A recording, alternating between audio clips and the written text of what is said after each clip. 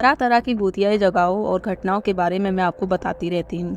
कई बार काफ़ी अच्छे से आपका मनोरंजन भी कर देती हूँ, तो कई बार आपको घटनाओं सुनकर अफसोस भी होता होगा, यार ये कहानी सुनकर मज़ा नहीं आया। लेकिन आज मैं एक ऐसे पुलिस स्टेशन में घटित ऐसी घटना की कहानी लेकर आई हूँ जिसे सुनकर आपको जितना मनोरंजन होगा ना, उससे कहीं ज़्यादा आपको डर भी लग जाएगा।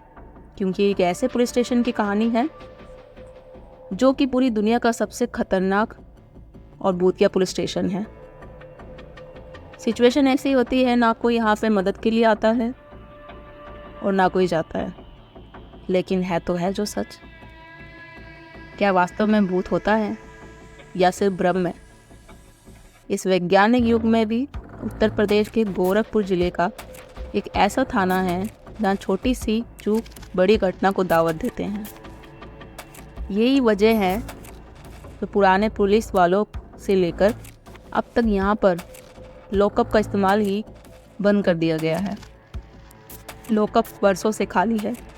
काम चलाने के लिए थानेदार के ऑफिस को ही लॉकअप बना दिया गया है। भूत का तो पता नहीं, लेकिन इस थाने में जब भी लॉकअप का इस्तेमाल हुआ, बड़ा अपशगुन हुआ है। 12 साल पहले जिससे कि शाहपुर क्षेत्र की सुनील साहनी को लॉकअप में बंद किया गया था, अगली सुबह उसका शव कुसमई जंगल में मिला था। तब सुनील के परिजनों ने थाने में जमकर बवाल किया था। गुस्साई भीड़ ने असुरन पुलिस चौकी फूंक दी थी। आरोप था कि चोरी के आरोप में पकड़े गए सुनील को पुलिस ने बेरहमी से पीटा, जिससे उसकी मौत हो गई। फिर सर को कुसमई जंगल में फेंक दिया। मामले में तत्कालीन थानेदार श्री प्रकाश गुप्ता सहित कई निलंबित किए गए। इसके बाद से लॉकअप को अशुभ मान लिया गया। कुछ थानेदारों ने इक्का दुक्का अभियुक्ति को बंद किया। संयोग से उनमें से किसी ने हाथ की नस काट ली तो किसी ने गर्दन पर हमला कर दिया, खुदकुशी भी की। ऐसी 5 घटनाओं के बाद जो भी थानेदार आया, किस्से सुनने पर यही कहा कि लॉकअप में किसी को बंद नहीं किया जाएगा। शाहपुर थाना 1980 में बना। तब से 2006 तक वहां 9 लोगों की मौत हुई। थाने के निर्माण में छत की शटरिंग गिरने के दौरान कई मजदूर घायल हो गए थे। इसमें 3 की मौत हो गई थी। थाना बनकर तैयार हो गया था, पर मौतों का सिलसिला जारी रहा। ज़्यादा बवाल 3 मौतों को लेकर हुआ था। 31 जनवरी 2001 को तो राजेश शर्मा नाम के एक व्यक्ति की पिटाई के बाद लॉकअप में मौत हो गई। तत्कालीन थानेदार संजय सिंह के साथ ही 3 सिपाहियों पर हत्या का केस दर्ज हुआ। शाहपुर थाने के लॉकअप में वर्ष 2006 के बाद से ही कोई बंद नहीं किया गया।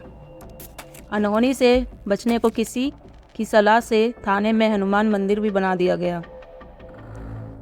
थाने का मेन गेट बरसों से बंद पड़ा है। फरियादियों को थाने में अंदर आने के लिए साइड की दीवार तोड़कर अलग से प्रवेश द्वार बनाया गया है। थाने में मौजूद पुलिसकर्मियों का कहना है कि जिसने भी इस मुख्य गेट को खोलने का प्रयास किया, उसकी असमयी मौत हो गई, जिसका मेन गेट सालों से बंद पड़ा है।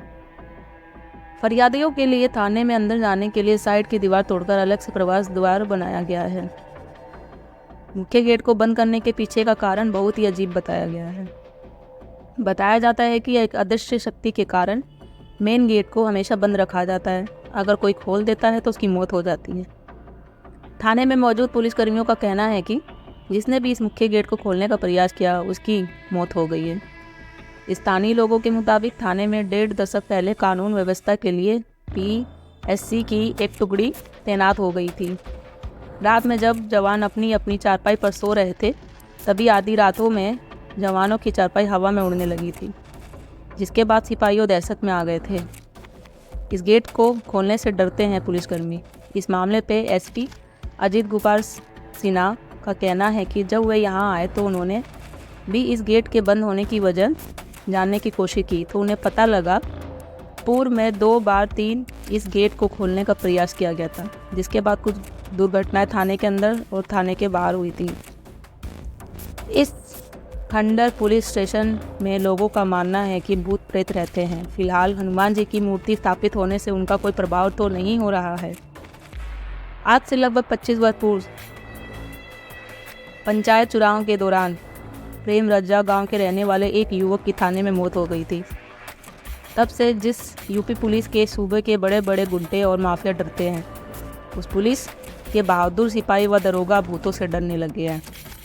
जहां अज्ञात भय के चलते थानेदार का कक्ष बीते 25 साल में किसी भी सिपाही या दरोगा ने नहीं खोला, साथ ही जिस थानेदार ने थानाध्यक्ष के कमरे को खोलने की हिमाकत की, उसके साथ निश्चित कोई न कोई बड़ी अनहोनी हो गई, जिसके चलते अब जिस भी थानेदार की पोस्टिंग इस थाने पर होती है, वो अपने बंद कक्ष के बाहर या की कुर्सी मेज लगाकर फरियादों की फरियाद सुनता है, साथ ही सरकारी काम काज को भी निपटाता है।